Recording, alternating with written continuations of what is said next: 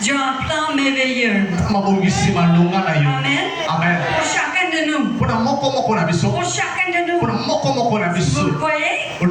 Amen. Donc Dieu a commencé une bonne œuvre. Et c'est lui qui va le rendre parfait. Amen. Donc laisse Dieu couler son esprit. Et la révélation qui va nous révéler le plan au complet. Chaque table, chaque pas, Dieu va nous révéler. Amen. On va marcher dans son plan pour accomplir une bonne œuvre. Amen. Donc, vous aime. Amen. Merci chérie. Merci beaucoup pasteur. Vous voyez que je suis un homme extrêmement béni d'être marié depuis presque 38 ans déjà avec cette jeune femme. Vous dites, comment est-ce que vous pouvez être marié depuis 38 ans? Parce que elle a l'air d'une femme de 40 ans. Non, elle n'avait pas 2 ans quand on s'est mariés, mais elle avait 18 ans. Moi aussi j'avais 18 ans. On a commencé jeune. Avant de vous asseoir, dire à quelqu'un à côté de vous, je suis content de vous voir ce matin. Et vous pouvez prendre place. Alléluia. Amen. Merci beaucoup, Pasteur William. Et nous sommes ravis d'être avec vous ce matin. Et nous croyons que le Seigneur va faire une œuvre au milieu de nous. Est-ce que vous croyez que le Seigneur va faire son œuvre? Amen. Amen. Et comme le pasteur a déjà bien dit, c'est une œuvre qui va être accomplie à travers sa parole et son esprit. C'est le mariage entre la parole et l'esprit qui va relâcher la puissance de Dieu. Vous savez qu'au commencement, quand Dieu a créé la terre et les cieux, on sait que l'Esprit de Dieu se mouvait au-dessus de la terre. Mais il n'y a rien qui s'est passé jusqu'au moment que le Seigneur a dit que la lumière soit.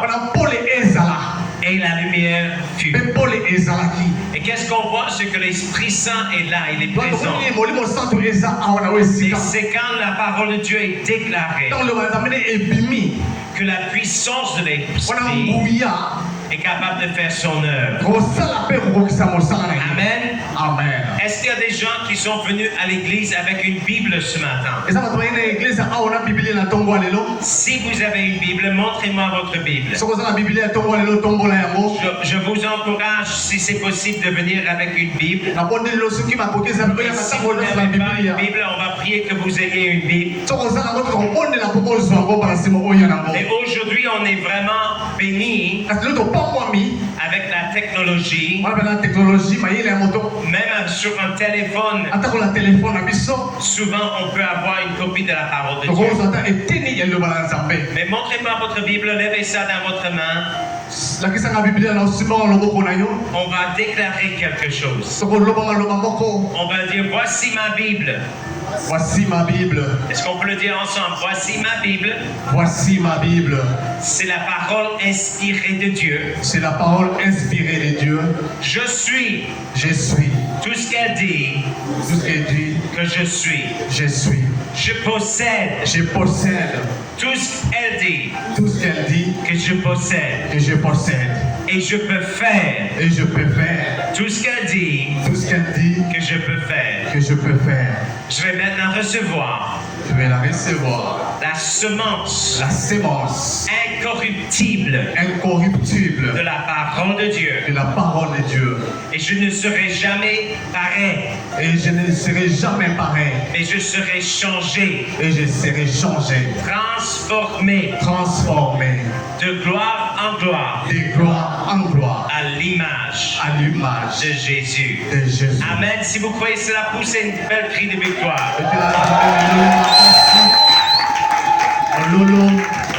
Alléluia. Amen. Gloire à Dieu, gloire à Dieu.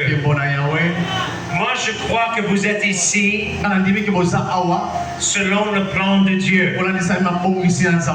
Maman Tania a dit que Dieu a un plan. C'est un bon plan. C'est un plan extraordinaire. Et il y a toujours un message que j'ai dans mon esprit. Et depuis des années maintenant, je ressens que ça fait partie de mon mandat, de mon appel. Dieu nous a appelés dans le but d'encourager et de former les enfants de Dieu, les chrétiens, les hommes et les femmes, afin que ces hommes et ces femmes puissent réaliser le plan de Dieu pour leur vie, afin qu'ils puissent comprendre leur destinée. Vous n'êtes pas ici par hasard. Amen. Amen. Regarde quelqu'un et dis, tu n'es pas ici par hasard. Tu es là selon son plan. Amen. Amen. Donc Dieu a une raison d'être pour chaque personne. Il n'y a personne sur la planète Terre qui n'est pas importante aux yeux de Dieu. Des fois, on peut se sentir pas tellement important. Mais quand on lit la parole de Dieu, on voit que Dieu prend soin même des fleurs qui se trouvent dans les champs. Amen. Amen. Amen. Que Dieu prend soin des oiseaux. Il n'y a pas un oiseau qui tombe à terre sans que le Seigneur aperçoive, sans que le Seigneur ne voit. Il dit que même les cheveux sur la tête sont comptés. Et je sais que quand j'étais jeune, j'avais beaucoup de cheveux à foncer. Mais maintenant, mes cheveux ont changé de couleur. Il y en a beaucoup qui sont tombés. Et à chaque fois qu'un cheveu est tombé, le Seigneur, il savait. Amen. Amen. Donc on voit jusqu'à quel point Dieu, il nous voit. Il prend soin de nous. Il nous aime. Alléluia. Amen. Gloire à Dieu. Donc, on va regarder en Éphésiens chapitre 2. Éphésiens chapitre 2. C'est le verset que le Seigneur m'a montré il y a des longues années. C'est un verset de la parole qui a bouleversé ma vie. Et dans ce verset, nous avons de la lumière. La lumière qui nous aide à comprendre jusqu'à quel point nous sommes importants aux yeux de Dieu. Amen. Amen. Est-ce qu'on peut le dire ensemble? Je suis important. Je suis important aux yeux de Dieu. Aux yeux de Dieu. Dieu me voit. Dieu me voit. Dieu prend soin de moi. Dieu prend soin de moi. Dieu a un plan pour moi. Dieu a un plan pour moi. Alléluia. Amen. Et donc, il y a une chose que j'ai appris il y a des longues années. Le fondateur de l'école biblique Réma, dont votre pasteur est étudiant, il y a certains versets clés qui ont marqué sa vie et son ministère. J'ai eu l'occasion d'être dans les réunions avec lui, à l'école biblique avec lui. Quand il était encore sur la terre, il avait un ministère qui durait presque 70 ans, presque 70 années. Mais souvent, quand j'étais dans les réunions avec lui, il prêchait sur Marc chapitre 11, versets 23 et 24. Et on ne va pas tourner. Mais en écoutant cet homme de Dieu, qui prêchait encore et encore et encore sur le même verset, le même passage, je voyais que la parole de Dieu, elle est vivante. Amen. Et que même si on entend quelque chose 100 fois, le 101e fois, on va voir quelque chose qu'on n'a pas vu. Amen. Amen. En Éphésiens chapitre 2 verset 10, c'est comme ça pour moi. La Bible dit ceci, car nous sommes, oui, on peut se lever pour la lecture de la parole. Éphésiens 2:10. Éphésiens chapitre 2. Car nous sommes son ouvrage. Et on était créés en Jésus-Christ pour de bonnes œuvres que Dieu a préparées d'avance afin que nous les pratiquions. Amen, amen. Amen. Vous pouvez prendre place. Nous venons de lire quelque chose d'extraordinaire. Car nous sommes son ouvrage. C'est qui vous a créé? Je vous pose la question, c'est qui vous a créé? C'est Dieu qui vous a créé. Et quand Dieu vous a créé, est-ce qu'il vous a créé d'une manière, comme on dit, bric à brac, ou est-ce que vous a créé d'une manière précise? Il vous a créé d'une manière précise, n'est-ce pas? Amen. Vous êtes son ouvrage. Le mot grec pour ouvrage ici, ça démontre un chef d'œuvre. Comme un écrivain qui va prendre la plume et qui va écrire un poème. Un poème d'amour. Un poème qui va décrire le désir de son cœur. Qui va révéler l'amour de son cœur. Vous savez que vous avez été créé avec amour. Vous avez été créé avec passion. Dieu vous aime. En fait, il est passionné pour vous. Car Dieu a tant aimé le monde qu'il a donné son Fils unique, afin que quiconque croit en lui ne périsse point, mais qu'il ait la vie éternelle. Donc Dieu vous a créé avec amour. Et en fait, Dieu a écrit. Il a écrit une histoire à propos de vous. Et en fait, quand il a écrit son histoire,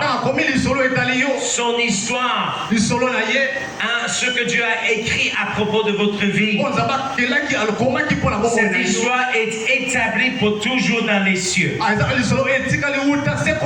savez, selon la Bible, Dieu, il aime les livres. Et Dieu a écrit des livres. Et ces livres se trouvent dans les cieux. Il y a une histoire spirituelle que Dieu lui-même a écrite et qui est pour toujours établie dans les cieux. Mais le problème, c'est que beaucoup de chrétiens, ils ignorent, ils ne savent pas que Dieu a écrit un poème. Vous êtes un poème de Dieu. Amen. Est-ce qu'on peut dire je suis le poème de Dieu? Je suis le poème de Dieu. Je suis l'ouvrage de Dieu. Je suis l'ouvrage de Dieu. Alléluia. Amen. On va le relire encore, Éphésiens 2:10. Éphésiens 2:10. Car nous sommes son ouvrage et on a été créés en Jésus-Christ. Et voici la chose. Est-ce qu'on peut dire ensemble en Jésus-Christ? En Jésus-Christ. Encore une fois, en Jésus-Christ. En Jésus-Christ. Donc votre histoire est liée à l'histoire de Jésus. Parce que quand Dieu vous a créé, il vous a créé à l'intérieur de son Fils Jésus-Christ. Amen. Amen. L'histoire de Jésus, c'est votre histoire. Et Et votre histoire, c'est l'histoire de Jésus aussi. Nous sommes devenus une seule plante en lui. Amen. Amen. Il n'y a rien qui peut me séparer de Jésus-Christ. Alléluia. Amen. Gardez votre doigt en Éphésiens chapitre 2 et regardons Romains chapitre 8. Romains 8. Alléluia. Vous êtes avec moi ce matin.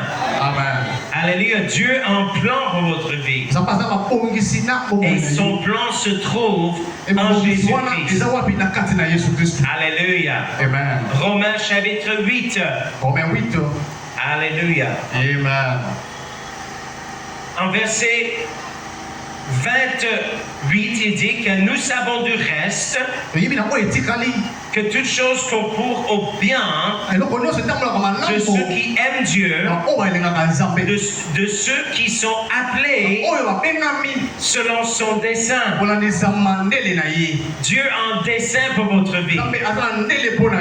Il a un poème pour votre vie. Il y a une histoire qu'il a déjà écrite à propos de votre vie. Quand est-ce qu'il a écrit cette histoire? Avant la fondation du monde. Avant de dire que la lumière soit, il avait déjà écrit votre histoire. Il avait déjà dessiné votre destinée. Alléluia. Et toutes choses concourent bien pour ceux qui sont appelés selon son dessein. Verset 29 en Romains 8. Car ceux qu'il a connus d'avance. Est-ce que Dieu vous a connu d'avance? Est-ce qu'on peut le dire ensemble? Dieu m'a connu d'avance. Dieu m'a connu d'avance. Encore une fois, Dieu m'a connu. Dieu m'a connu. Avant la fondation du monde. Avant la fondation du monde. Car ceux qu'il a connus d'avance. Qu'est-ce qu'il dit? Verset 29. Car ceux qu'il a connus d'avance, il les a aussi prédestinés à être semblables à l'image de son Fils, afin que son Fils fût le premier-né d'entre plusieurs frères. Et ceux qu'il a prédestinés, il les a aussi appelés. Et ceux qu'il a appelés, il les a aussi justifiés. Et ceux qu'il a justifiés, il les a aussi glorifiés. Que dirons-nous donc à l'égard de ces choses? Et ceux qu'il a justifiés, qu'est-ce qu'il a fait? Il les a aussi quoi? Glorifiés. Il les a glorifiés. Mais regardons bien, ce n'est pas terminé. Il les a aussi glorifiés. Que dirons-nous donc à l'égard de ces choses? Si Dieu est pour nous, est-ce que Dieu est pour vous? Est-ce que Dieu est pour vous? Si Dieu est pour vous, qui sera contre nous? Yes. N'est-ce pas une bonne nouvelle? Amen. Car nous sommes son ouvrage. Nous sommes créés en Jésus-Christ. Pour les bonnes œuvres que Dieu a préparées d'avance. Donc vous êtes créés en Christ. Vous êtes le poème de Dieu. Et votre histoire, c'est une histoire d'amour. C'est une histoire de glorification. C'est une histoire de prédestination. Alléluia. Amen. C'est une bonne histoire. Dieu n'a n'a pas un mauvais plan pour votre vie. Et si Dieu est pour vous, qui peut être contre vous? Alléluia. On va pas arrêter, on va continuer ici. Alléluia. Verset 32. Lui qui n'a pas épargné son propre fils, mais qui l'a livré pour nous tous, comment ne nous donnera-t-il pas aussi toutes choses avec lui?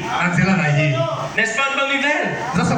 Donc Dieu a écrit une histoire pour votre vie. Son histoire, c'est une histoire de Jésus-Christ qui est venu vous chercher, vous sauver. Vous sauver de vos péchés et de vous offrir une nouvelle vie. Car si quelqu'un est en Christ, il est une nouvelle créature. Les choses anciennes sont passées et toutes choses sont devenues nouvelles. En Christ, nous devenons les nouvelles créatures. Alléluia. Mais regardons bien, verset 33. Qui accusera les élus de Dieu? C'est Dieu qui justifie. Qui les condamnera? Christ est mort. Bien plus, il est ressuscité. Il est à la droite de Dieu. Et il intercède pour nous. Et vous savez quoi? La Bible dit en Éphésiens aussi que quand Christ est ressuscité, que vous êtes ressuscité avec lui. Il vous a fait asseoir avec lui, en lui, à la droite du Père. Alléluia. Vous êtes une seule plante avec Jésus-Christ. Vous êtes une nouvelle création en Jésus-Christ. Amen. Vous n'êtes pas un ver de terre. Vous n'êtes plus un pécheur. Vous êtes devenu la justice de Dieu en Jésus. Amen. Car ceux qu'il a connus d'avance, il a aussi prédestiné à être conforme à l'image de Dieu. Et ceux qu'il a prédestinés, il a justifiés.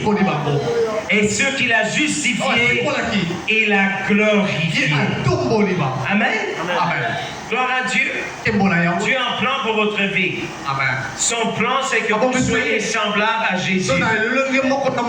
Son plan, c'est que vous soyez conforme à son image.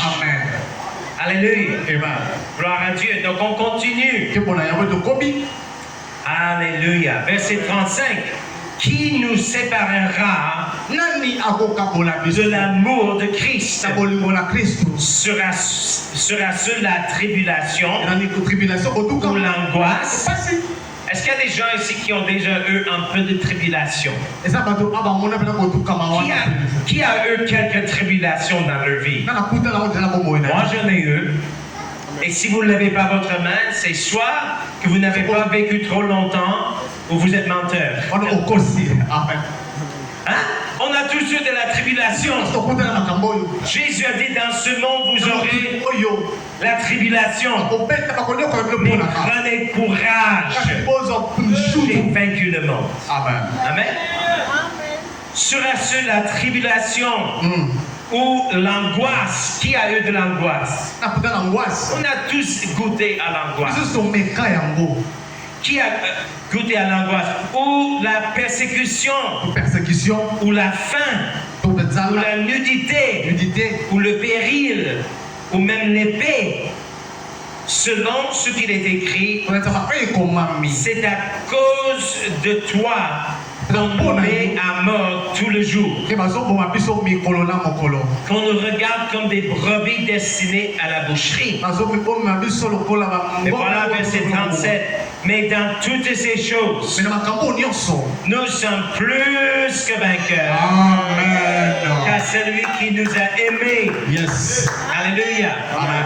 Car j'ai l'assurance que ni la mort, ni la vie, ni les anges, ni les dominations, ni les choses présentes, ni les choses à venir, ni les puissances, ni la hauteur, ni la profondeur, ni aucune autre créature ne pourra nous séparer de l'amour de Dieu manifeste en Jésus-Christ, notre Seigneur. Dieu vous aime. Dieu a un plan pour votre vie.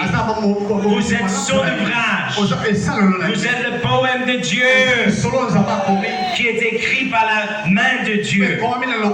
Dieu vous a créé avec une destinée. Avant de dire que la lumière soit, Dieu savait que vous seriez là. Amen. Est-ce qu'on peut dire je suis important pour Dieu? Je suis important pour Dieu. Amen. Amen. Vous êtes le poème de Dieu. Regardons Psaume 139. Psaume 139. Vous êtes toujours avec moi ce matin? Amen. Psaume 139. On va voir une autre place où le poème de Dieu que Dieu lui-même a écrit. On voit une révélation de cela ici. Dans le Psaume 139. Psaume 139. On va lire à partir de verset 16. Alléluia. Amen. Quand je n'étais qu'une masse informe, tes yeux me voyaient. On a déjà dit que Dieu vous voit. Il est Jéhovah. Il est l'Éternel. Et on voit beaucoup de noms rédempteurs qui sont indiqués dans l'Ancien Testament. Par exemple, on voit qu'il est Jéhovah Rapha. Je suis l'Éternel qui guérit. Amen. Mais il est aussi Jéhovah Jireh. L'Éternel qui voit et qui pourvoit. Amen. Tout le monde dit Dieu me voit. Dieu me voit. Et Dieu pourvoit. Et Dieu pourvoit. Alléluia. Amen. Vous n'êtes pas invisible. Même si des fois vous pensez que dans la foule de Kinshasa, vous passez inaperçu. Dans une ville de 15 millions d'habitants,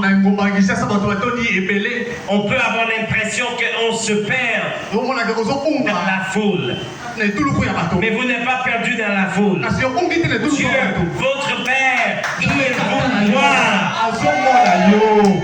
Il voit même les cheveux de votre tête sont numérotés. Amen. Amen. Donc Dieu vous voit. Et il pourvoit. Amen. Mais ici en Psaume 139, verset 16, quand je n'étais qu'une masse informe, tes yeux me voyaient. L'apôtre Pierre a dit, les yeux de l'Éternel sont sur les justes. Et les yeux de l'Éternel sont sur les justes et ses oreilles sont attentives à leur prière. Amen. Dieu vous voit. Quand je n'étais qu'une masse informe, tes yeux me voyaient. Et sur ton livre étaient tous inscrits les jours qui m'étaient destinés. Est-ce que vous avez entendu qu'est-ce que je viens de dire? Qu'est-ce que la parole de Dieu vient de dire? Avant que Dieu a dit que la lumière soit, tous les jours de votre vie étaient inscrits dans son livre. On a lu en Romains 8, on a lu à propos de cette prédestination. Ceux qu'il a connus d'avance, il a prédestiné à se conformer à l'image de son Fils. Dieu a un plan. Dieu a un dessein. Est-ce qu'on peut dire ensemble, Dieu a un plan pour ma vie? Regarde la personne à côté et dis, Dieu a un plan pour ta vie. Dieu a un plan pour ta vie, mon frère. Mais maintenant, dis à la même personne. Dieu a un plan pour ma vie. Dieu a un plan pour ma vie. Et c'est un bon plan. C'est un bon dessin. C'est un bon dessin. C'est un roman qu'il a écrit. C'est un roman. C'est une histoire d'amour qu'il a écrit. Amen. C'est un poème d'amour qu'il a écrit. Amen. Dans son livre. Alléluia. Amen. Gloire à Dieu, gloire à Dieu. Regardons Luc chapitre 1. Luc chapitre 1. Vous êtes toujours avec moi ce matin? Amen. Luc chapitre 1. Le problème, c'est que il y a presque 8 milliards de personnes sur la planète Terre. 8 milliards de personnes à la. C'est-à-dire qu'il y a au moins 8 milliards de poèmes que Dieu a écrits. Amen. Amen. Amen. Le problème, c'est que la majorité des habitants sur la planète Terre, ils n'ont pas connaissance de ce poème. Ils n'ont pas connaissance de ce livre que Dieu a écrit. Ils ignorent la façon que Dieu a tourné les phrases. Amen. Dans son livre. Ils ignorent les détails de son histoire. Et je suis convaincu que la majorité des personnes, même ceux qui connaissent Jésus, même ceux qui sont passés de la mort spirituelle à la vie spirituelle, même ceux et celles qui sont nés de nouveau, ils connaissent le plan du salut. Ils connaissent l'histoire d'amour dans le sens que Dieu a tant aimé le monde qu'il a donné son Fils unique afin que quiconque croit en lui ne périsse point mais qu'il ait la vie éternelle. Ils ont connu cette partie de l'histoire. Ils ont confessé avec la bouche le Seigneur Jésus. Ils ont cru dans le cœur que Dieu l'a ressuscité des morts. Et ils sont sauvés. Mais vous pouvez connaître le plan du salut sans connaître le plan pour votre vie. Amen.